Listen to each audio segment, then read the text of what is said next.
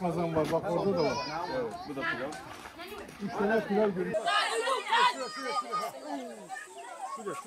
Tamam, tamam. Allah razı olsun.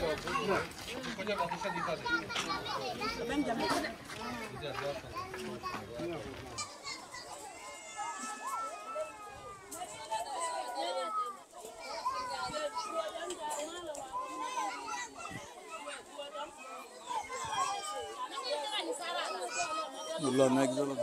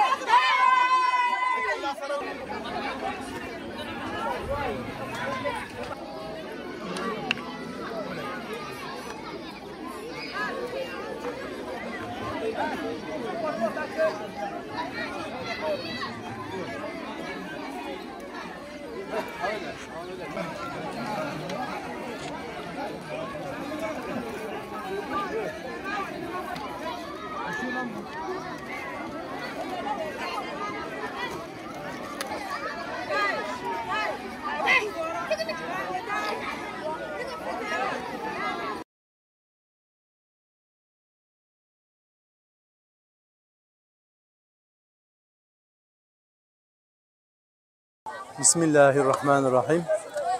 Batı Afrika'nın Togo ülkesinin Jamba ilinin Yalva köyüne geldik.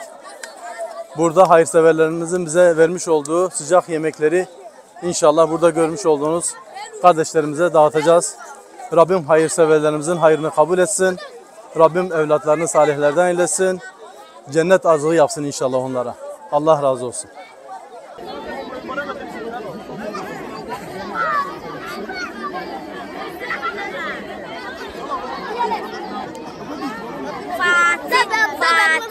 Fatih.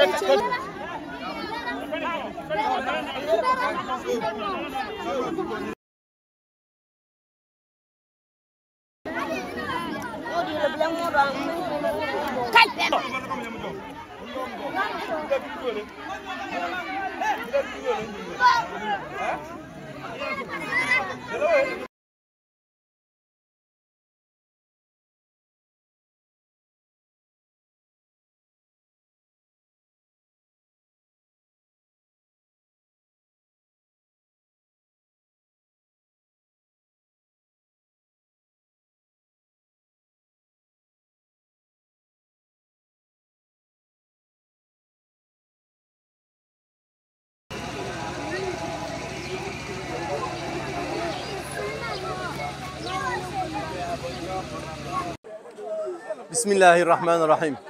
Umut Kervanı İnsani Yardım Vakfı kardeşlerimizin yüzünü güldürmeye devam ediyor. Batı Afrika'nın Togo ülkesinde çeşitli şehirlerimizde geçen gün 400, bugün de 600 kişilik sıcak yemek dağıttık. Rabbim hayırseverlerimizin hayrını kabul etsin. Umut Kervanı Vakfı olarak hayırseverlerimizden yardımlarınızı bekliyoruz inşallah. Allah razı olsun. Allahümme lekel hamdu ya Allah. Allahümme inna nes'aluke ziyareten fi kulli şey. Allahümme zidna imanen kamila ve yakinen sadika. Allahümme ensur ihvanena fil Filistin.